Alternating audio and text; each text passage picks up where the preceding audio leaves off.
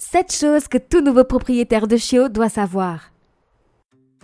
Élever un chiot pour la première fois peut sembler être un véritable défi, mais avec quelques astuces bien choisies, la cohabitation deviendra grandement plus agréable pour vous deux.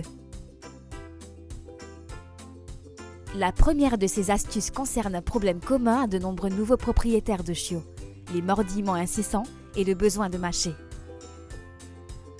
Il est important de comprendre que mâcher est un comportement instinctif chez les chiots et non une tentative de vous blesser ou de ruiner vos biens. Au lieu d'essayer de leur interdire de mâcher, l'idéal est de rediriger ce besoin vers des objets appropriés. Par exemple, lorsqu'on joue avec son chiot, il est judicieux de garder un jouet à portée de main pour détourner son attention de vos doigts. Cette technique de redirection est également efficace pour empêcher votre chiot de s'attaquer à vos affaires personnelles. Plutôt que de le réprimander sans tenir compte de ses besoins naturels, offrez-lui un jouet adapté à mâcher. Un petit truc, si votre chiot montre une préférence pour une de vos vieilles chaussures, essayez d'appliquer un peu de beurre de cacahuète sur son jouet peut attirer son attention. Toutefois, même si rediriger leur comportement est utile, lorsqu'ils sont en pleine frénésie de mâchage, il peut être difficile de les arrêter. C'est là qu'intervient notre astuce suivante. L'utilisation de barrières pour restreindre leur accès à certaines zones de la maison. Bien que vous considériez votre chiot comme un membre à part entière de la famille, lui donner accès à toute la maison dès le départ peut compliquer les choses. Lorsqu'un chiot se met à mordiller de manière frénétique, la meilleure réaction est de quitter la pièce pour éviter de vous faire mordre. Cependant, comme les chiots ont tendance à suivre leur proie, se déplacer à l'autre bout de la pièce peut s'avérer difficile. L'utilisation de barrières ou de parcs pour enfants peut faciliter votre échappatoire tout en offrant un espace sécurisé à votre chiot pour se calmer. Enseigner à votre chiot les objets appropriés à mâcher dès le début diminue grandement la probabilité qu'il détruise vos affaires en grandissant. Cette stratégie peut également s'avérer cruciale pour l'apprentissage de la propreté, ce qui m'amène à la prochaine astuce que j'aurais aimé connaître, la fréquence à laquelle sortir votre chiot.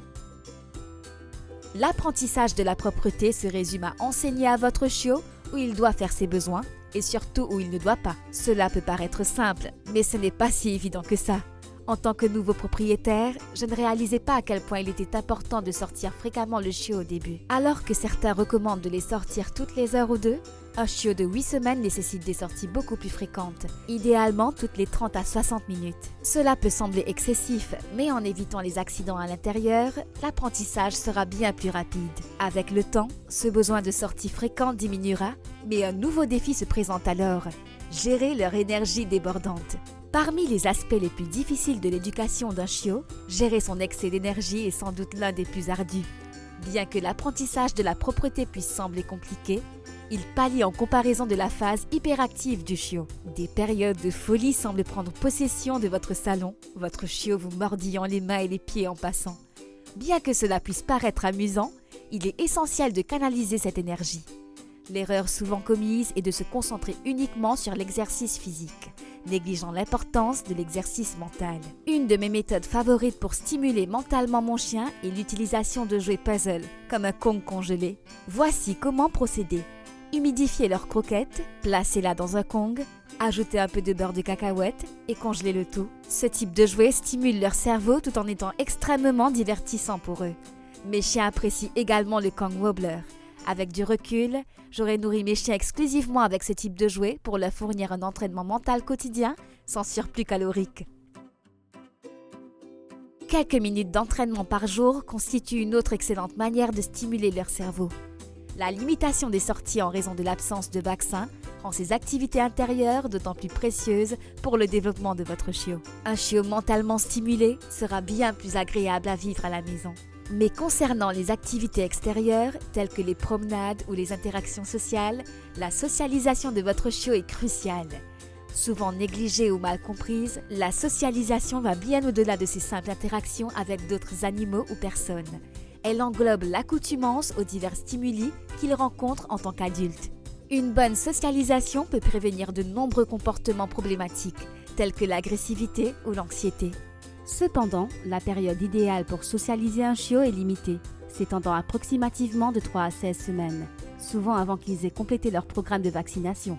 Cela rend leur socialisation extérieure plus délicate, mais il existe des solutions, comme les porter dans des lieux animés, ou les placer dans un chariot de supermarché pour les exposer en toute sécurité à de nouveaux environnements. Il est normal que votre chiot soit parfois effrayé lors de nouvelles expériences. Il est important de procéder par petites étapes et de respecter leur rythme. Par exemple, si votre chiot se montre craintif face à l'eau ou au bain, commencez par le familiariser avec la baignoire vide. Laissez-le explorer l'espace sans l'eau en plaçant des friandises ou des jouets préférés à l'intérieur pour associer l'endroit à quelque chose de positif. Ensuite, ajoutez progressivement une petite quantité d'eau tiède sans submerger le chiot tout en continuant à offrir des récompenses et des encouragements.